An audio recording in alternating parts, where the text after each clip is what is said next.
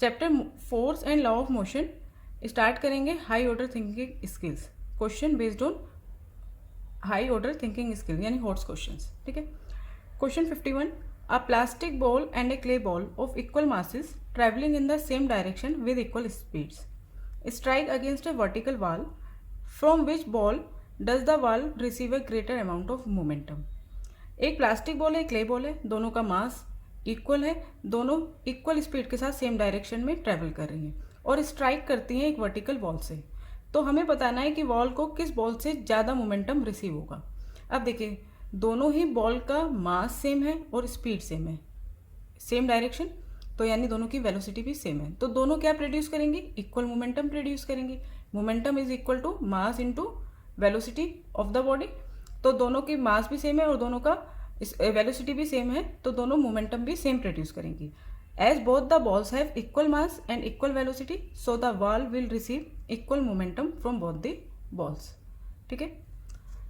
Question 52, a moving bicycle comes to rest after some time if we stop pedalling it.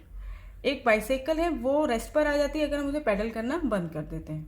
But Newton first law of motion says that a moving body should continue to move forever. लेकिन Newton first law of motion में क्या कहा गया है कि एक body जो move कर रही है वो कंटिन्यू मूव ही करती रहेगी। ठीक है, हमेशा मूव ही करती रहेगी। कब तक? Unless some external force act on it, जब तक कि कोई एक्सटर्नल फोर्स उस पर ना लगे। How do you explain the bicycle case. अब इसमें हमें बाइसाइकिल केस को एक्सप्लेन करना है। देखिए, अगर एक बाइसाइकिल है, उसको अगर आप पैडल करो या ना करो, वो हमेशा मूव करती रहेगी फर्स्ट लॉ के अकॉर्डिंग, न्यूटन फर्स्ट लॉ के अकॉर्डिंग, अगर उस पर कोई एक्सटर्नल फोर्स ना लगे। और वो कौन सी दो एक्सटर्नल फोर्स हैं जो उस पर अप्लाई हो रही है? वो है air resistance and force of friction. अगर ये दो चीजें, एयर रेजिस्टेंस और फोर्स ऑफ फ्रिक्शन, एटमॉस्फेयर में ना हो तो फर्स्ट लॉ के अकॉर्डिंग एक चलती हुई बाइसाइकिल हमेशा स्ट्रेट लाइन में यूनिफॉर्म स्पीड के साथ चलती ही रहेगी। ठीक है, तो इसको हम क्या लिखेंगे? Thus bicycle has been compelled to change its state of motion by the external force of air resistance and friction. जो साइकिल है उसके जो मोशन में जो चेंज आता है, स्टेट ऑफ मोशन में जो चेंज आता है, वो किसके कारण आता है? एक्सटर्नल फोर्स एयर रेजिस्टेंस और फ्रिक्शन के कारण। ठीक है।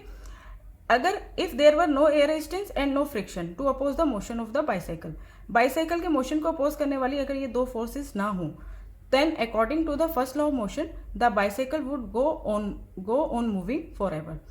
तो एक फर्स्ट लॉ के अकॉर्डिंग बाइसाइकिल जो है वो हमेशा चलती ही रहेगी।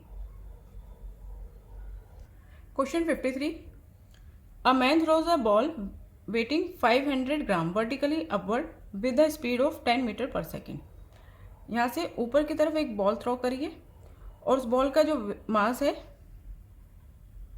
वो दिया है 500 ग्राम और किस स्पीड के साथ?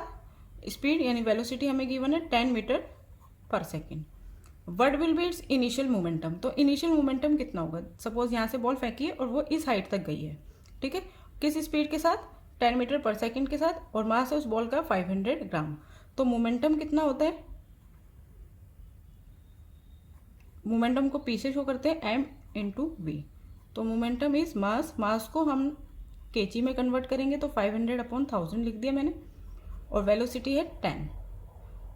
इन दो जीरो से ये दो जीरो कैंसिल, इससे ये वाली, तो आ गया 5 × 5। तो इनिशियल मोमेंटम आया 5 kg मीटर पर सेकेंड। ठीक है। सेकेंड पार्ट देखिए, what would be it's momentum at the highest point of its flight. Highest point यहाँ है। ठीक है, जब भी एक चीज़ अपवर्ड थ्रो करी जाती है तो हाईएस्ट पॉइंट पर उसकी जो वेलोसिटी होती है वो होती है 0। ठीक है, उसकी इनिशियल, ये तो इनिशियल है तो इनिशियल को आप चाहे तो यू से शो कर सकते हैं, लेकिन जो मोमेंटम का जो फॉर्मूला होता है वो m इंटू वी होता है। ये इनिशियल है तो वेलोसिटी हम इसकी 10, यहाँ पर 10 लिखा है। अब यहाँ पर जो फाइनल वेलोसिटी है, यानी कि जब वो हाईएस्ट हाइट पे जाएगी, ठीक है, हाईएस्ट पॉइंट पे जाएगी, तो वहाँ पर उसकी वेलोसिटी क्या हो जाएगी? 0। कोई भी चीज़ जब आप ऊपर अपवर्ड थ्रो करते हैं तो वो हाईएस्ट हाइट पर जाकर, जितनी हाइट वो अचीव कर सकती है वहाँ पर जाकर एक सेकेंड के लिए, एक पल के लिए रुकती है। ठीक है, तो उसकी जो वेलोसिटी होती है वो क्या हो जाती है? 0। तो इस केस में मोमेंटम क्या होगा? Mass into velocity. मास तो वही रहेगा 500 अपॉन 1000, और वेलोसिटी यहाँ पर 0 है, तो मोमेंटम क्या आ जाएगा? 0। फाइनल मोमेंटम क्या होगा? 0। 54 question, a car is moving on a level road if the driver turns off the engine of the car speed decreases gradually and ultimately it comes to a stop. तो एक car है जो level road पे चल रही है, driver जब engine को बंद करेगा तो कार की स्पीड जो है धीरे धीरे कम होगी और अल्टीमेटली रेस्ट पर आ जाएगी, ठीक है, स्टॉप हो जाएगी। A student says that two forces act on the car which bring it to stop, what could this forces be. तो वो कौन सी फोर्सेस हैं जो उस पर लग रही हैं, कार पर लग रही हैं, जो कार के मोशन का अपोज कर रही हैं। तो वो फोर्सेस हैं फोर्स ऑफ फ्रिक्शन एंड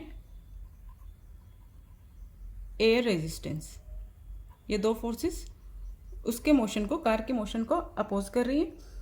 और पूछा है आगे, which of this two forces contributes more to slow down and stop the car. इनमें से ज़्यादा कौन फोर्स लगा रही है, ठीक है, इन दो फोर्सेस में से वो कौन सी फोर्स है जो ज़्यादा क्या कर रही है, ज़्यादा कंट्रीब्यूट कर रही है स्पीड को स्लो करने के लिए और कार को स्टॉप करने के लिए। तो वो है फोर्स ऑफ फ्रिक्शन। तो सेकंड इस वाले पार्ट का आंसर है फ्रिक्शन फोर्स, या पूरा लिख सकते हैं फोर्स ऑफ फ्रिक्शन या friction force. Question 55, there are two types of forces X and Y. दो टाइप हैं फोर्सेस के, एक्स और Y. The forces belonging to type X, जो एक्स टाइप की फोर्स को, जो फोर्स एक्स टाइप को बिलोंग करती है, जो फोर्स एक्स टाइप को बिलोंग करती है, can produce motion in an stationary object and but can not change the shape of the object. क्या बोला है, जो एक्स टाइप को बिलोंग करती है वो फोर्स जो है स्टेशनरी ऑब्जेक्ट में मोशन तो प्रोड्यूस कर सकती है लेकिन उस ऑब्जेक्ट की शेप को चेंज नहीं कर सकती। On the other hand forces belonging to type Y can not produce motion in an stationary object but can change the shape of the object. जबकि जो टाइप वाई को जो फोर्स बिलोंग करती हैं, ठीक है, जो फोर्सेस टाइप वाई को बिलोंग करती हैं वो स्टेशनरी ऑब्जेक्ट में मोशन प्रोड्यूस नहीं कर सकती लेकिन उसकी शेप को चेंज कर सकती हैं। तो what is the general name of the forces such as X and Y. तो एक्स और वाई कौन कौन सी फोर्सेस हैं, देखिए एक्स कौन सी होगी, एक्स जो है वो मोशन प्रोड्यूस कर रही है, can produce motion but can not change the shape of the object, लेकिन शेप को चेंज नहीं कर रही।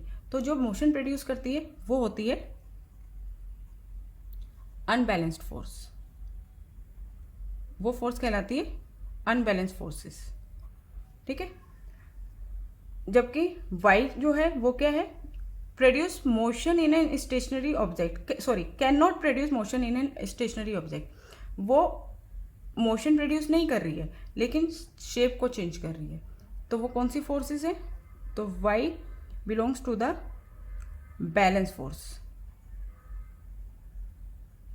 तो वाई जो है वो कौन सी फोर्सेस है, बैलेंस फोर्स, जो शेप को तो चेंज कर सकती हैं लेकिन मोशन प्रोड्यूस नहीं करती। जबकि अनबैलेंस फोर्सेस कौन सी फोर्सेस हैं, जो मोशन प्रोड्यूस करती हैं लेकिन शेप चेंज नहीं करती।